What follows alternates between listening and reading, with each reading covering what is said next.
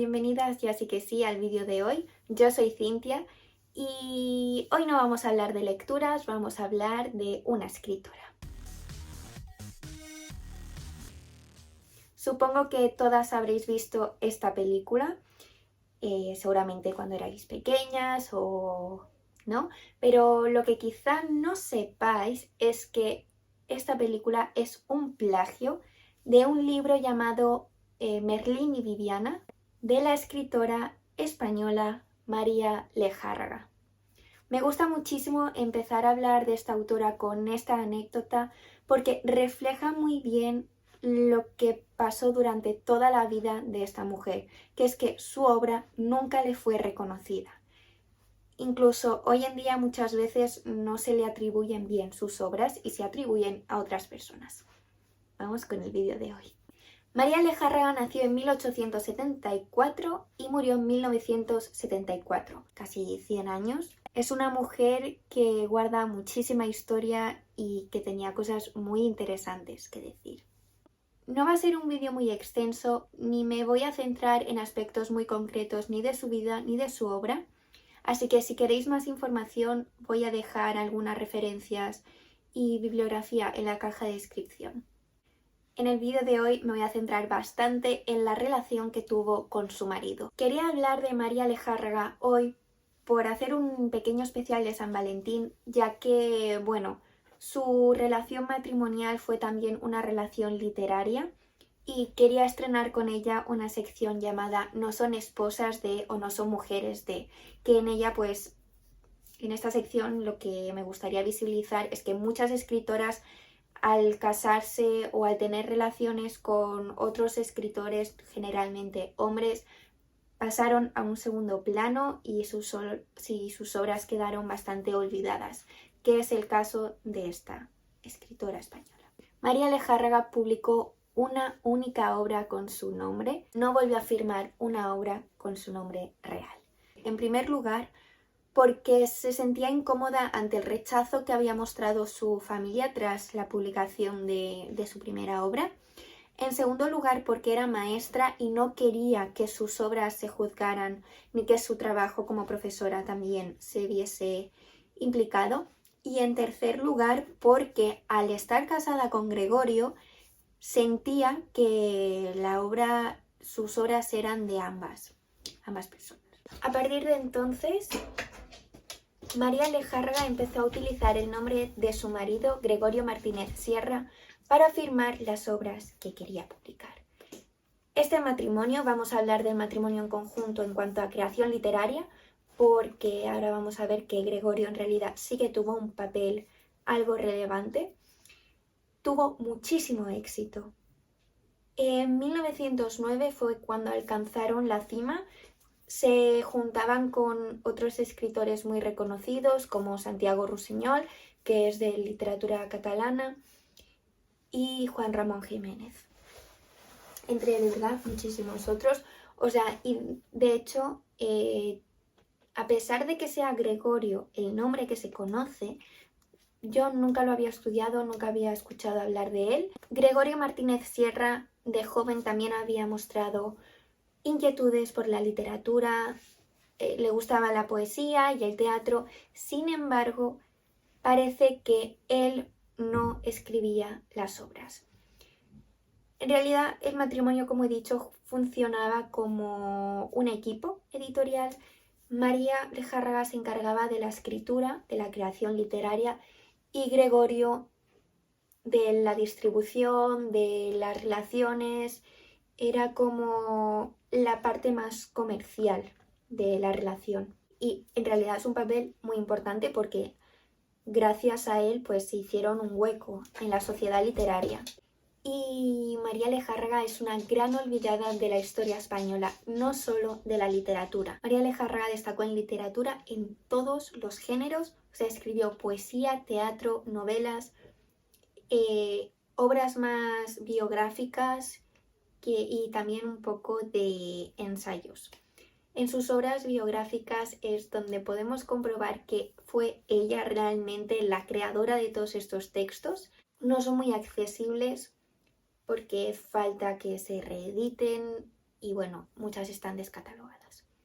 Un punto muy determinante en la relación de María Lejárraga y Gregorio Martínez Sierra fue cuando él empezó una relación extramatrimonial con una de las actrices de su compañía de teatro, porque también, es que fue un matrimonio muy literario en muchísimos sentidos. Fundaron también una editorial de la que se encargó sobre todo Gregorio, que es la editorial Renacimiento. No estoy muy segura porque lo intenté buscar y no encontré la información pertinente de si es la editorial Renacimiento, que todavía sigue funcionando hoy. Así que si alguien lo sabe y me lo confirma, pues me haría mucha ilusión. Por cierto, esa editorial tiene un catálogo muy chulo y de hecho hay una antología teatral de María Lejárraga. Bueno, eso para María supuso pues un dolor tan grande que intentó suicidarse. No lo consiguió y siguió escribiendo, y de hecho pues se separaron, y aún así ella siguió firmando con el nombre de Gregorio. En la década de 1910, más cerca de 1920, María empezó a interesarse por cuestiones feministas y escribía textos sobre el tema, pero quien los pronunciaba era Gregorio, un tanto irónico. En 1922 aproximadamente, María se fue a vivir a Francia y desde allí continuó escribiendo para Gregorio. En esa etapa, Gregorio le pedía y le exigía una cantidad inhumana de textos a María, cada vez con mayor frecuencia. ¿Cómo sabemos que era María y no Gregorio la autora de los textos? Lo atestiguan los actores y las actrices de la compañía teatral, sabían que no era Gregorio el autor de esos textos. Y por otra parte, hay una carta durante la estancia de María en Francia, en la que Gregorio le pedía por favor que se recuperara rápido de una enfermedad que tenía María, leve, pero bueno, no podía trabajar. Y en ella también Gregorio admitía que él no era capaz de escribir 2 líneas, que no se sentía a gusto, que no le gustaba lo que escribía y que no era tan bueno como ella. Esa carta salió muy tarde a la luz, de hecho Gregorio ya había fallecido.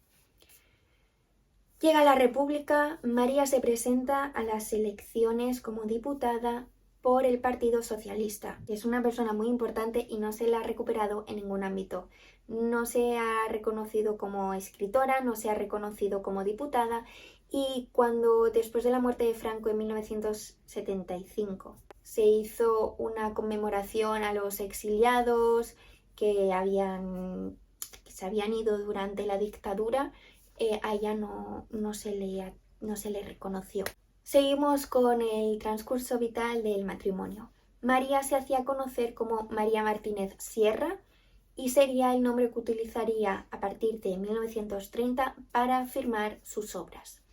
De esta etapa, por ejemplo, datan obras como Una mujer por los caminos de España. No sé muy bien en qué año publicó, lo pondré por aquí cuando lo encuentre, esta obra, pero en ella cuenta su paso por las elecciones. Con el estallido de la Guerra Civil, un poco antes, María volvió a Francia y Gregorio se fue a Argentina sin darle ningún céntimo de los derechos de autor que le pertenecían a ella.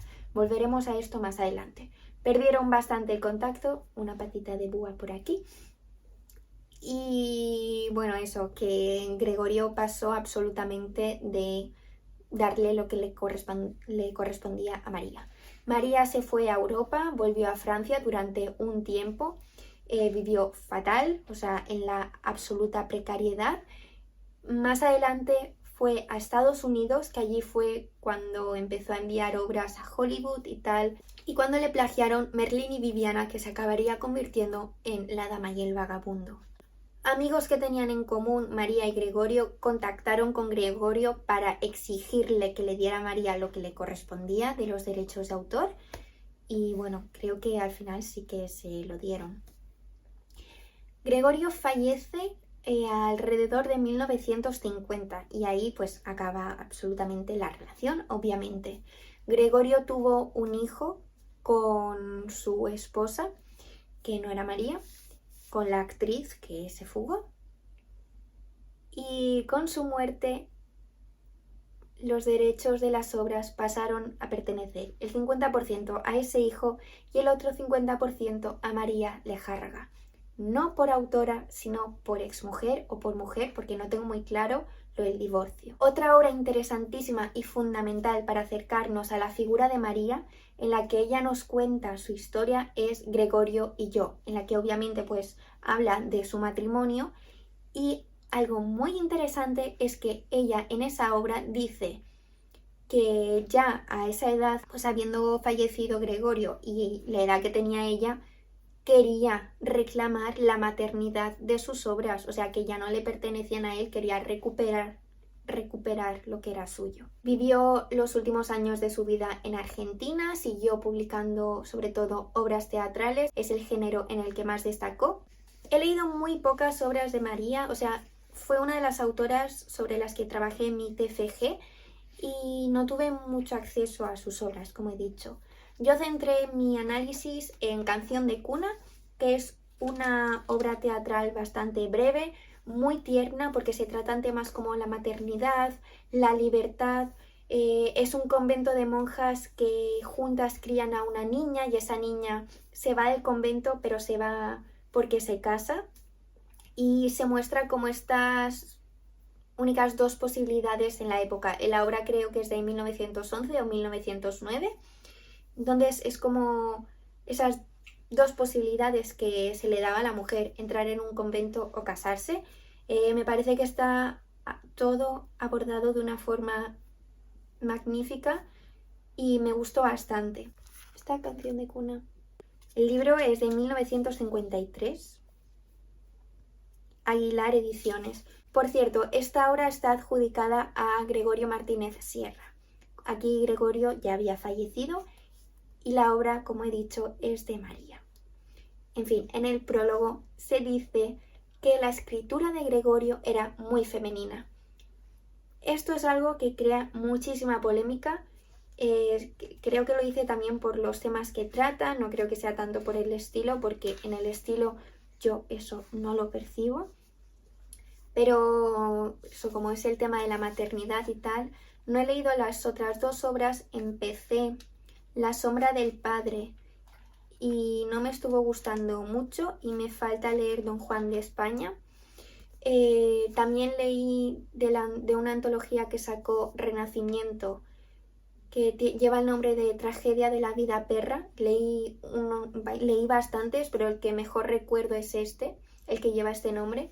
Y me pareció una obra increíble, o sea, cómo se aborda el paso de la vida, cómo está todo tan descrito de una forma tan irónica, tan divertida. Me gustaría pues seguir conociendo a esta autora porque es que además que tiene un papel muy importante en la historia y no se le ha adjudicado. Si os interesa esta mujer y bueno, tampoco queréis leeros toda la bibliografía que voy a poner a continuación, en este libro de Rosa Montero, que es Historias de mujeres, se habla un poco de ella, se habla también de su relación con Gregorio y es bastante interesante. Con lo que quiero que os quedéis del vídeo de hoy es que María no es esposa simplemente de Gregorio Martínez Sierra. María Lejárraga es una gran escritora española y no tiene el reconocimiento que merece. No se puede hablar de ella sin hablar de su relación con Gregorio, porque ese matrimonio marcó su carrera literaria. No solo por el hecho de que firmara con su nombre, sino porque Gregorio creó revistas, fundó una editorial, entabló amistades con diferentes intelectuales, entonces era como formaban un equipo. Ya ella cuando se exilió por fin, pues escribió con el nombre de María Martínez Sierra, siempre firmaría hasta el día de su muerte con ese nombre. Si queréis más información tenéis este libro y tenéis abajo algunos artículos que narran lo que yo he dicho mejor. Acabo de descubrir esta novela de Vanessa Montfort inspirada en María Lejárraga. No la he leído así que no os puedo decir qué tal, pero lo haré en cuanto lo haga. Hasta aquí el vídeo de hoy, muchas gracias por verlo. Nos vemos pronto, cuidaos mucho y un beso. Vivió 900 años, ¿te imaginas? Dios mío, Matusalén.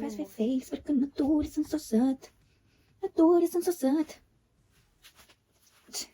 Han pot ser tan capritxós.